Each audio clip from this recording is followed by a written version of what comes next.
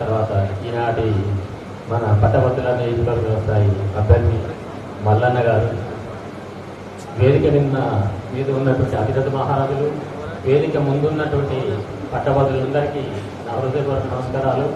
సరే, సమయం ఎక్కువ లేదు కాబట్టి మల్లన్న గారి గురించి జగమేరిన బ్రాహ్మణునికి జడ్జిబెల అని వారు తెలియని వారు లేరు. వాస్తవంగా వారి గురించి వారి క్యూనియన్స్లో ప్రతిరోజు చూస్తూ ఉంటాం.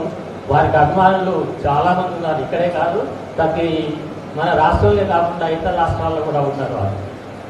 వారు మంచి ప్రశ్నించే గొంతుగా పేదల పార్టీ కల్పతరు.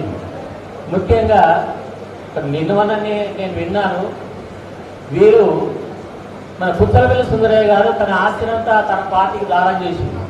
ఈ మధ్యనే సార్ కూడా దానం చేశారు, తన ఆస్తినంతా దానం చేసి వారు పోటీలో నిలబడ్డారు. స్వచ్ఛందంగా ఇదే స్ఫూర్తితోటి వారు ఉండాలని, తర్వాత పేదల పక్షాన నిలబడాలని, వాళ్ళు పేదలకు తర్వాత మిగతా బడుగు బలైన వర్గాలకు చాలా వరకు సహకరించారు, సహకరిస్తానే ఉన్నారు. అన్నా మల్లన్న, నువ్వు గెలిచినావు, నకరికల్ నియోజకవర్గ స్థాయి నుంచి మిమ్మల్ని ఆశీర్వదిస్తున్నాం. ప్రభుత్వం ఒకటే మిమ్మల్ని ప్రకటించేది ఉంది, మీరు ఎమ్మెల్సీగా ఈ నగరికల్ నియోజకవర్గం తరఫున మేమందరం ప్రకటిస్తా ఉన్నాం.